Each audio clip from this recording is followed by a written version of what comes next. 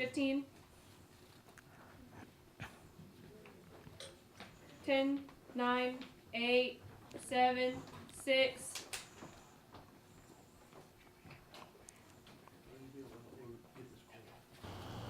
Coming up on Channel 8 News, learn how Kansas State University plans on combating declining enrollment issues. And find out exactly how the City of Manhattan's sales tax is benefiting the city. Pumpkins and Halloween, they go hand in hand. I went to a local pumpkin patch to see how the economics are influenced by the Halloween time. Here with me is Shelly Rodriguez from Color Me Crazy, a local face painting service. She'll be face painting one of our reporters during the show. We'll come back later to see what the finished product will look like. It's finally starting to feel like fall again, but it will be a little chilly this weekend. Find out more weather updates coming up on Channel 8 News.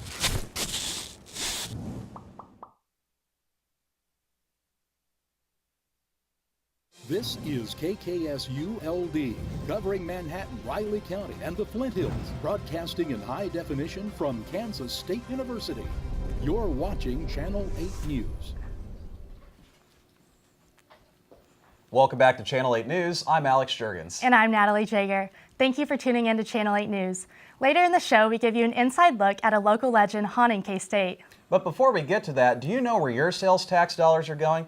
Now, many people notice that there is a sales tax added to their purchases when they go shopping, but many don't know how those taxes are used. Channel 8 reporter Matthew Vos has more on the story. Emergency services, roads. These are a few places sales taxes typically go. But where does your sales tax go here in Manhattan? Paul Hinton, a member of the Manhattan community, said where he believes the sales tax is going. I want to say the sales tax goes towards fixing up parks, fixing up roads, something like that. You know, I'm not 100% sure. That's just I would hope it goes towards that. Where does your sales tax go?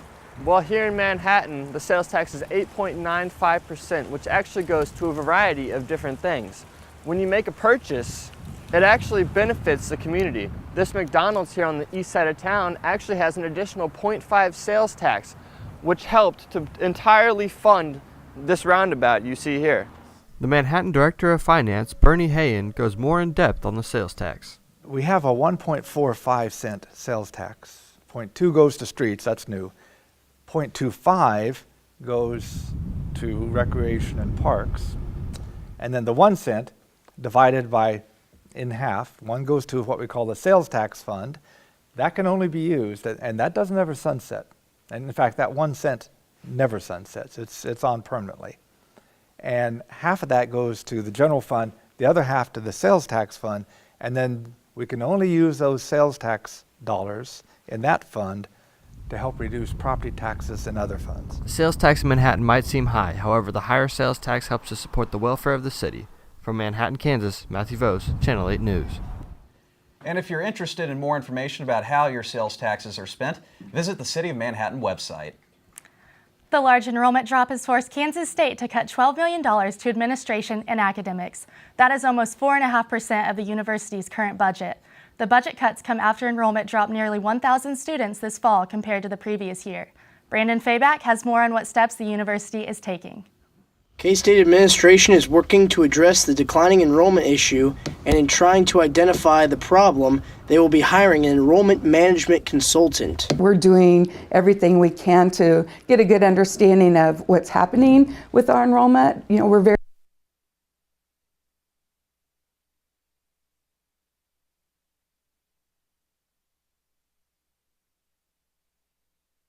increased ever since 1989. K-State enrollment has fallen short of all projections in recent years. And stay tuned to hear about how the fall season affects the economics of local businesses. And hear about how the Purple Mass Theater may be haunted.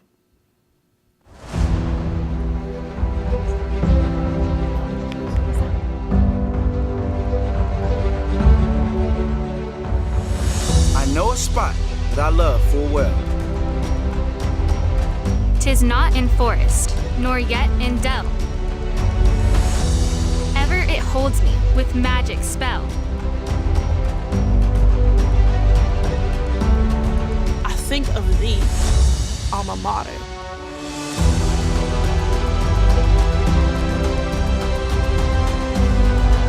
We'll carry thy banner high. Long, long, may thy colors fly. unto thee, thy children will swell the cry.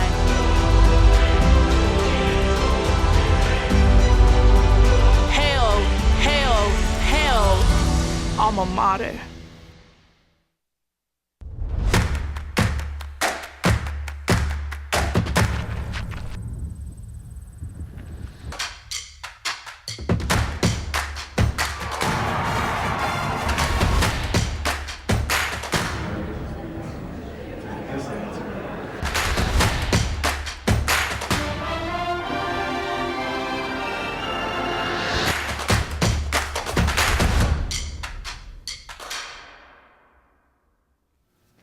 Welcome back. Channel 8 reporter Brady Budke is here with us. He's been checking out some ways to celebrate the fall season in Manhattan. So Brady, what did you end up finding? Yeah, so recently there's been a large emergence of pumpkins around the Manhattan area, and I went to a local pumpkin patch to see how the economics are being influenced by the pumpkin patch, but also the stress levels that come with owning a seasonal business. With the spookiest holiday of the year fast approaching, companies and people are quickly scrambling to be a part of festivities. Pumpkin patches, such as A&H Farms just south of Manhattan, begin to see a growth in numbers as Halloween approaches. Owner and operator of A&H Farms, Andrea DeJesus, says this time of year is big for her farm's business. October is definitely our biggest month for customers coming out to the farm, not only in pumpkin sales, but just the agritourism, the activities. It's amazing. Last night we had a group here and this parking lot was clear full, down the road was full, so it does draw a lot of people. Now, while the pumpkin patch looks pretty dang cool, unfortunately pumpkins do not grow on their own, which means that the owners of the pumpkin patch must grow and sell everything. It can be a pretty stressful time around here during Halloween. It is very stressful, yes. Farming is stressful overall. We're so subject to the weather, which we have no control of. And the pumpkin patch starts long before October gets here. We're planting crops in June for it, tending to those crops, not wanting to see what our harvest is going to be, and we don't know that until late September. Joanne Henry, a volunteer at A&H Farms, says the stress the farm can bring doesn't stop her from enjoying her time there during the Halloween time. It's a lot of fun. Today is a nice day with good weather, so a lot of people are coming out and enjoying it. And at night when they have the zombie trail, it gets pretty busy. A lot of people like to come out and go around, and they do paintball gun shooting at the things that pop up. So, with high risk comes high reward, and that is what pumpkin patches go through in order to serve the public. From Manhattan, Kansas, I'm Brady Budke, Channel 8 News. And let me tell you guys, A&H Farm is just one pumpkin patch that is great around the Manhattan area. And what are some of the other pumpkin patches around here? Oh yeah, there's one called Britt's Farm. It's just off Scenic Drive. I definitely recommend it. Along with pumpkin patches, what would Halloween be without a few hauntings? Channel 8 reporter Chris Blasky has joined us. Chris, after checking out the Manhattan area, have you found anything spooky? Absolutely. I actually had a chance to make my way through the Purple Mask Theater inside the World War I Memorial Stadium and actually managed to discover kind of a frightening urban legend. Legend has it in the 1950s, a player by the name of Nick was injured during a football game. He was taken into the locker room located under the bleachers where he later died. Theater in the 1960s. It is in this theater that some claim to hear the footsteps of Nick walking around on stage.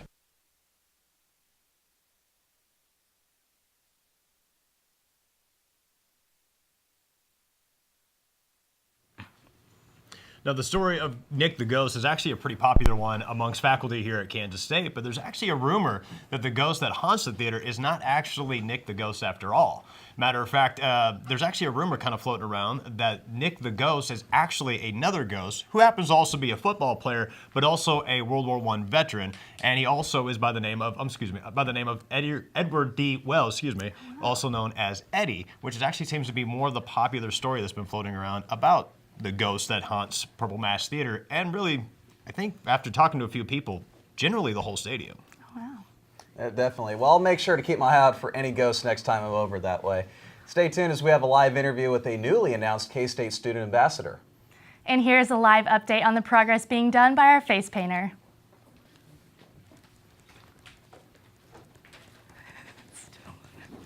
Oh, gosh. You're watching.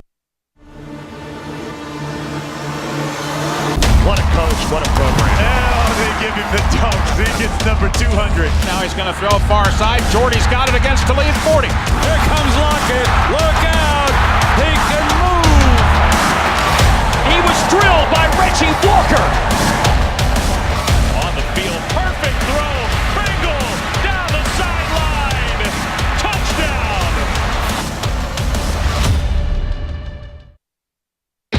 Whoever said college is for kicking back never met our students. They're here for college beyond the classroom, for jumping off the bandwagon and into an environment that fosters career potential. Internships and opportunities that open doors and continue advancing through a global education. At Kansas State University, students become leaders who guide the K-State family into the future. What jumpstarts a career with limitless possibilities? Character, drive, you. Outreach is more than a goal. It's our land-grant mission. We feed and sustain an expanding population and cultivate strong, stable families, growing responsibility and leadership in our youth through a far-reaching network of research, resources, and educators. Whether you're in Kansas or across the globe, every life is worthy of an extended hand. What makes K-State Research and Extension so powerful? Purpose, outreach, you. Sorry about those technical difficulties earlier in the show. Channel 8 reporter Brandon Fayback explored the enrollment drop at K-State and how it affects the budget. K-State administration is working to address the declining enrollment issue, and in trying to identify the problem, they will be hiring an enrollment management consultant. We're doing everything we can to get a good understanding of what's happening with our enrollment. You know, we're very dependent on Kansas students, and I really do believe that this probably is not a permanent solution. K-State students might see their smaller classroom sizes, such as this one, turn into larger lecture halls due to the budget cuts, such as this one here at Throckmorton, which holds up to 90 students. K-State student Lucas Peterson thinks the budget cuts come due to the lack of planning for enrollment numbers. They actually planned on no decline in student enrollment. And so they basically said that the student enrollment we saw this fiscal year is going to be the same student enrollment we see in the next fiscal year.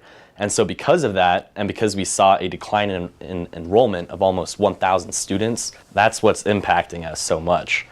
Senior David Doherty says he hopes to see the state helping out more.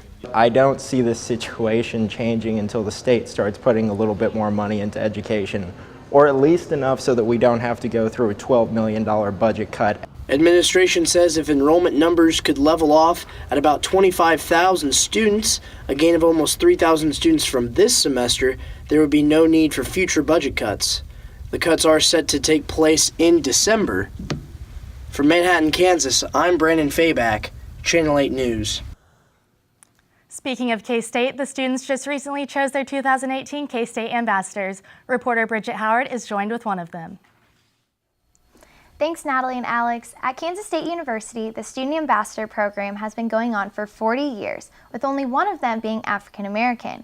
This past Saturday at the homecoming football game, Darrell Reese Jr. was awarded the 2018 Student Ambassador position.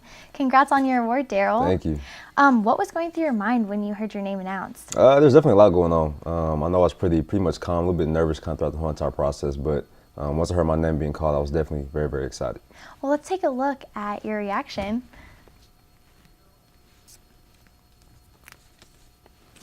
It looks like you're pretty excited. Yeah, definitely. How was it being in the stadium and hearing your name called? It was awesome. Definitely that environment going on. It was definitely homecoming. We were winning the game as well, so just the cheer from the fans and just that environment was definitely an awesome time.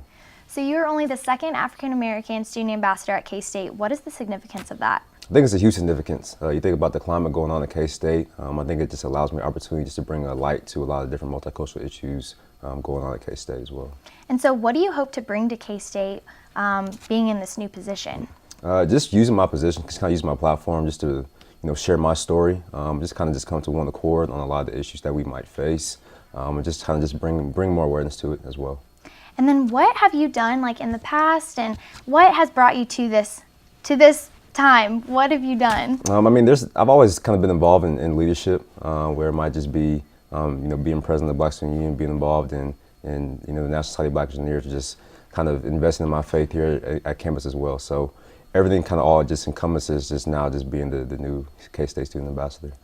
And so, with all the racial tension going on in our society, like you mentioned, how are you going to use this position to better relationships between students and faculty and members at Kansas State? I think it just simply just starts with a discussion. That's kind of where the foundation is. That's where the groundwork is. And once we kind of just come to one accord on, my history, my past, and what I might go through, and sharing that with somebody else, that's kind of where we can come to an equal ground. And what are you most excited for in this upcoming year? Everything, really. Just being a K-State student ambassador, just an awesome chance for me just to serve the K-State community. Definitely meeting the alumni and prospective students and just telling them how much I love K-State. Awesome. Well, congrats on your award, Daryl. Back to you, Natalie and Alex.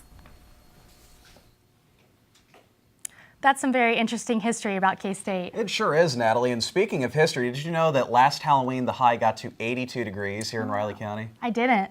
I wonder what we can expect to see this weekend on this coming Halloween. Weather anchor Cameron Evans has more. Thanks, Natalie. National weather, the temperatures are all over the place. We're going to go ahead and take a look at the California area in the western part of the United States. California, about 90 degrees there, so pretty warm. Those of you attending that Dodgers and Astros game, it's been pretty warm, so make sure you're dressing comfortably because you don't want to have a jacket on because it's going to be pretty hot. And then we're going to take a look at Seattle, the exact opposite of what we're dealing with in California. Lower 60s, make sure you have a jacket on, partly cloudy. So make sure you're paying attention to the weather in Seattle. We're going to go here to the East Coast, New York. Same thing as Seattle, partly cloudy, 62 degrees, and still pretty cold there. So make sure you're bundling up there. Atlanta, pretty much perfect weather down there, about 70 degrees. So just make sure you're dressing comfortably for the weather. And then we'll go down here to Austin, where it's about mid-80s, so pretty warm there as well. So pretty much short and t-shirt weather. Now we're going to take a look at the Kansas map. Up here in northwestern Kansas, about 64 degrees. Down here, 70 degrees in that Dodge City area. So pretty cool temperatures around the Kansas area. And then we'll take a look over here in the Riley County area where it's about 70 degrees. And then that Johnson County, Kansas City area, about 70 degrees as well. And then the southeastern part of Kansas, 76. And then we'll take a look at our 5-day forecast where it's about the temperatures are pretty much all over the place. So 70 degrees today, dropped to 47 on Friday. So make sure you have on a jacket. It is going to be pretty chilly. And then Saturday, 53 degrees for that KU game. And then Sunday, 65, Monday, 56. So we'll tell you what the temperature is going to look like on Halloween coming up next. But make sure you're paying attention to the weather because it's going to be pretty all over the place. You want to be pretty much prepared for whatever we can do. So Natalie and Alex, back to you guys. Thanks, Cameron. I'm looking forward to hearing more. After the break, we'll take a look at the recent loss by the K-State football team. And we'll hear how Manhattan High football is preparing for an unfamiliar opponent in their playoff game this week.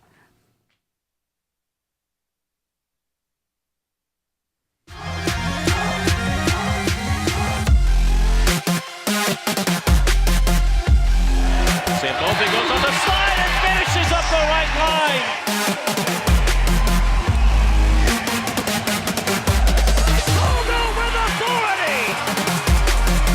Zumock, one blocker, and she puts a facial on Blusick. Rejected by the Cats.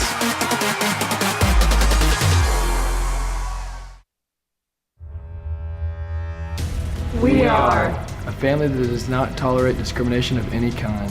A family that believes diversity, inclusion, and sportsmanship are expectations. A family that is supportive and seeks to promote a positive environment. A family that treats all people with respect and dignity. No matter their color, creed, gender, ethnicity, or sexual orientation. We are an empowered family. Who empowers family. Welcome to K-State. This is who we are.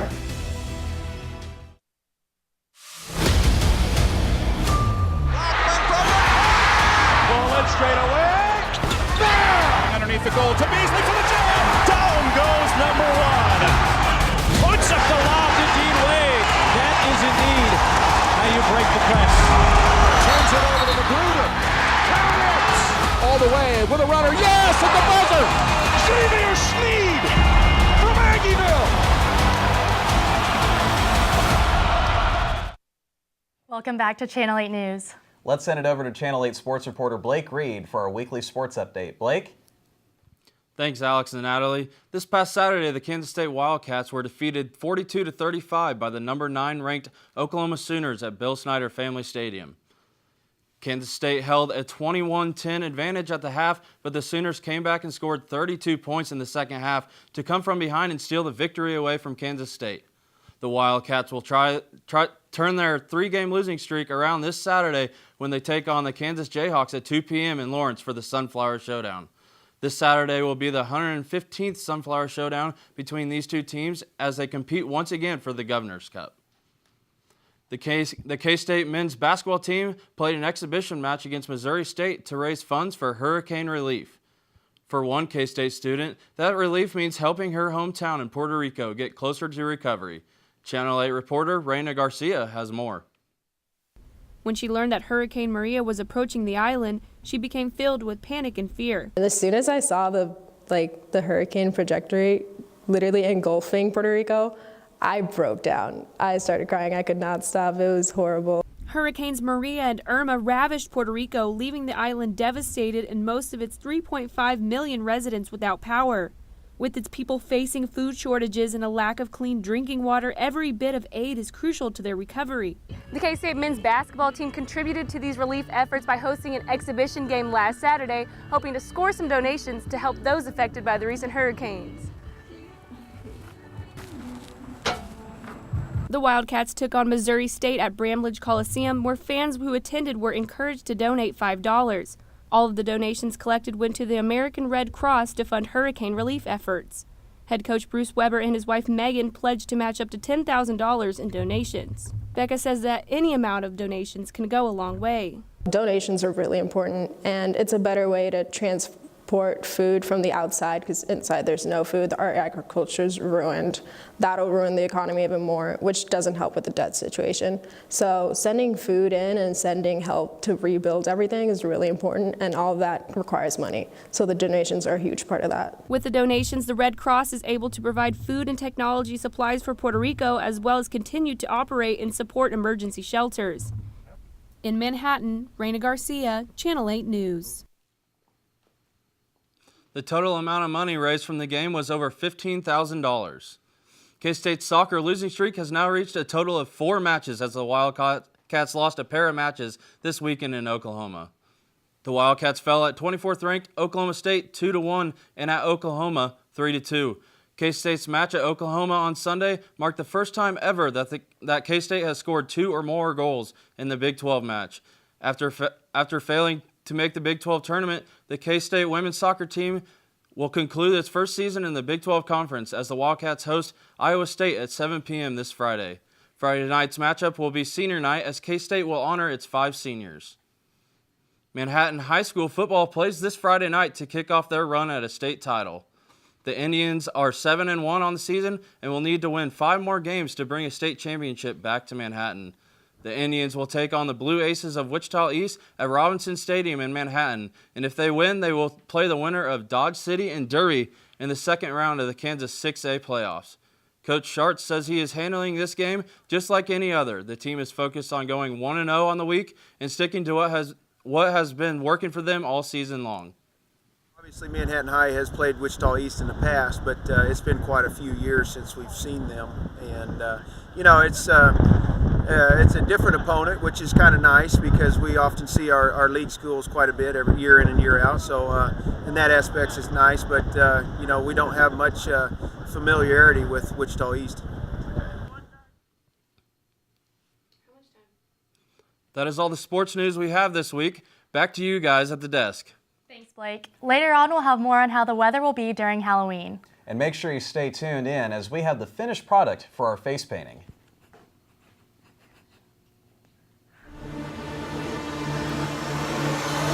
What a coach, what a program. Oh, they give him the dunks. He gets number 200. Now he's going to throw far side. Jordy's got it against to lead 40. Here comes Lockett. Look out. He can move. He was drilled by Reggie Walker. On the field, perfect throw. Pringle down the sideline. Touchdown. Whoever said college is for kicking back never met our students. They're here for college beyond the classroom, for jumping off the bandwagon and into an environment that fosters career potential. Internships and opportunities that open doors and continue advancing through a global education. At Kansas State University, students become leaders who guide the K-State family into the future. What jumpstarts a career with limitless possibilities? Character, drive, you. Outreach is more than a goal. It's our land-grant mission. We feed and sustain an expanding population and cultivate strong, stable families, growing responsibility and leadership in our youth through a far-reaching network of research, resources, and educators. Whether you're in Kansas or across the globe, every life is worthy of an extended hand. What makes K-State Research and Extension so powerful? Purpose, outreach, you. Now we are ready to unveil the finished face painting and learn more about our painter. Reporter Andres Rivas has more. We're back with Shelly as she's here finishing up her face painting. It's looking really great. So Shelly, can you tell us the difficulty it comes into doing a design like the zombie you're doing here?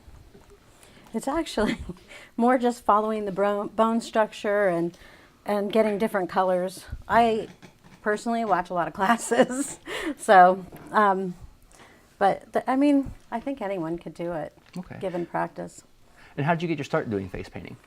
We did a party for my niece. I wanted to step it up a little, so we added face painting. I'm not going to lie, it wasn't very good, but the kids loved it. Yeah. So then we just started doing festivals. I live in a really small town, and they wanted us to paint for the festival, which was like 2 weeks later. And here we are now. Can you tell me a little bit about what services Color Me Crazy offers? Well, we do have a full service. We offer face painting, we do birthday parties, we do a lot of corporate events where we bring people to people's booths. We also do corporate events where they want to have activities for the families. We do airbrush. We have airbrush tattoos, glitter tattoos, princess parties, and a little scare.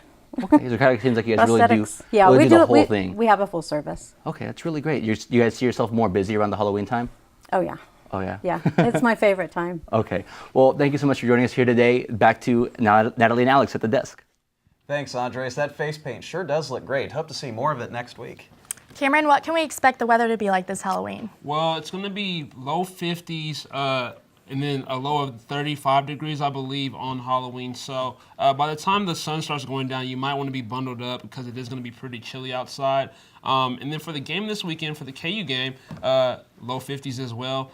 So just make sure you're paying attention to the weather because it is going to be pretty chilly on both of those days. You guys plan on going trick-or-treating at all? You're never too old to trick or treat. What about you, Alex? I might a little bit. Okay, hey, that sounds good. Just make sure that you're paying attention to that weather because it is going to be pretty chilly that day. So those of you, the little kids, make sure you guys have them bundled up because this is that get sick weather, that pneumonia weather because make sure you want to be dressed comfortably for the weather because it's going to be pretty cold. Alrighty, thank you. That's all the time we have today. Thank you for joining us. Have a great weekend and a happy Halloween.